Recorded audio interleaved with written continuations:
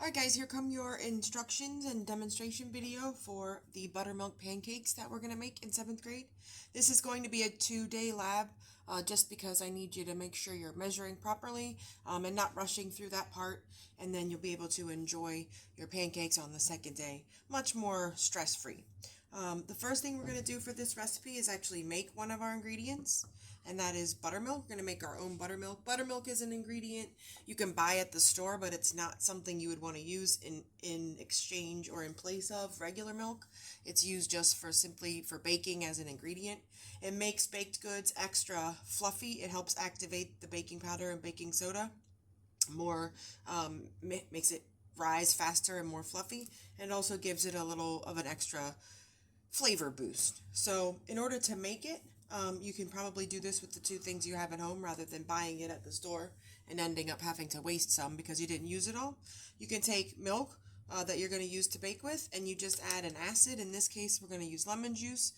This is a sweet recipe, if you will, compared to a savory recipe, which we'll use buttermilk for later on in the year, and for that we'll use vinegar.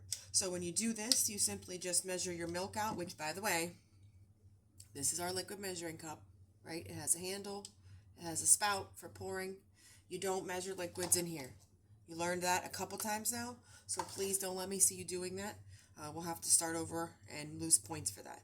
All right, so once you've got your milk measured, you're just going to take your lemon juice and add a teaspoon of it.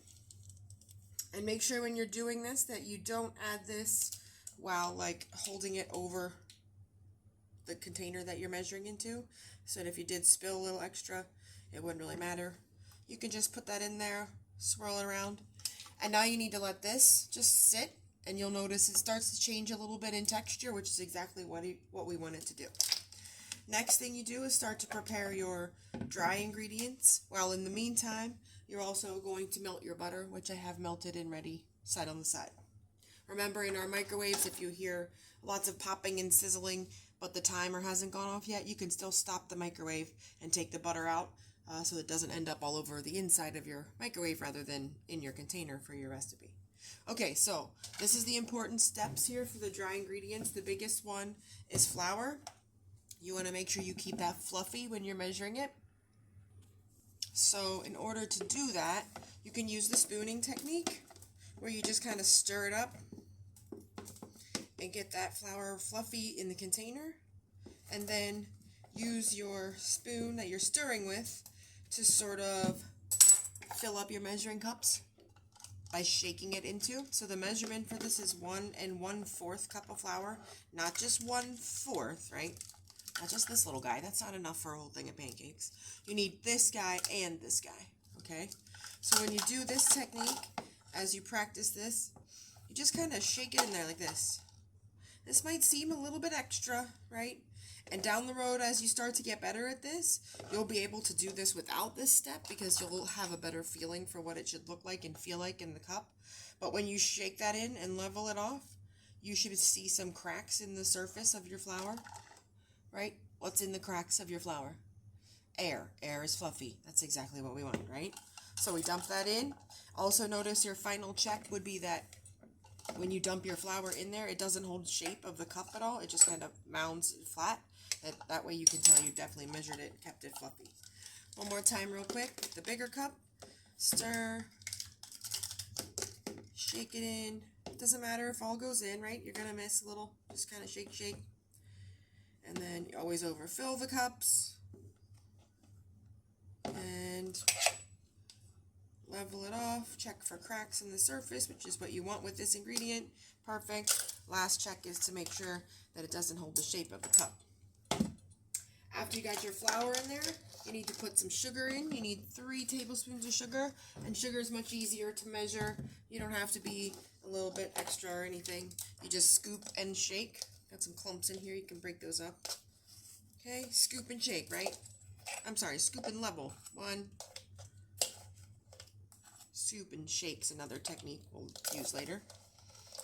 There's 3. Okay. Then we need some leavening agents. So we have baking powder and baking soda in this recipe. Okay. These are both above your sink. where your ingredients are stored. The baking soda is stored in an airtight container. It says baking soda on the top. We can't leave it in the cardboard container that it comes in because it would go bad. Cardboard doesn't have the airtightness that we do in this container. So look for this when you're trying to find the baking soda. For the amount of baking soda, we need half a teaspoon. And so some of our measuring spoons have gotten lost over time. That's okay. We can improvise. Just notice we have 1/4 TSP. We don't want to use this half a TBS. So if there's a B in the measurement, it represents tablespoon. And tablespoons are 3 times, you've learned this, 3 times bigger than teaspoons. Half a tablespoon is still about 1.5 times bigger than what you want. And we only want a half a teaspoon. So just double check. If you see a B in the measurement abbreviation, it represents tablespoons. Tables are bigger than teacups. That's how you can remember which one's bigger than smaller, teaspoon or tablespoon. Tables are bigger than teacups. Okay, so you need a half a teaspoon. This is only 1/4, so I'm going to do this twice if I only have that. Please just keep that note. You're only using a half, so if your measuring tools have a half a teaspoon, great. You can just do 1 scoop and shake and level. And then for the baking powder, which has a little bit less of a strong flavor than baking soda, that's where we're going to use a little more in this recipe. We actually want a whole teaspoon. So again, I'm looking for the TSP, nothing with a B in it for these ingredients. Tables are bigger than teacups. And we scoop and scrape. They build us a leveler right in there. Okay. And then we need a pinch of salt. And to get a pinch of salt, we just sprinkle a little bit in our hand like this. And we don't overthink it. Pinch of salt. Salt is added to this recipe to enhance the flavor. Just like everything else, when you add salt to it, it enhances the flavor. It's not added to be salty, right? So you just need a little bit. Double check that we have all the dry ingredients: baking soda, baking powder, sugar, salt, and flour. And now we need to mix this up. You would never want to put stuff together in a bowl and not mix it up and then add other things to it, right? Because then you have an uneven batter, right? It's not all mixed up, especially if I would add a liquid to this and it would glue together. Like when you put flour and liquid together, it makes a sticky substance. So you gotta mix this up really good to avoid those pockets of stuff being trapped together forever. All right, you're done with this bowl for a second. Move that over to the side. And now we're going to whisk together our liquid ingredients. So first liquid ingredient is the buttermilk that we made. Okay, so you'll be able to see this when you're doing this up close.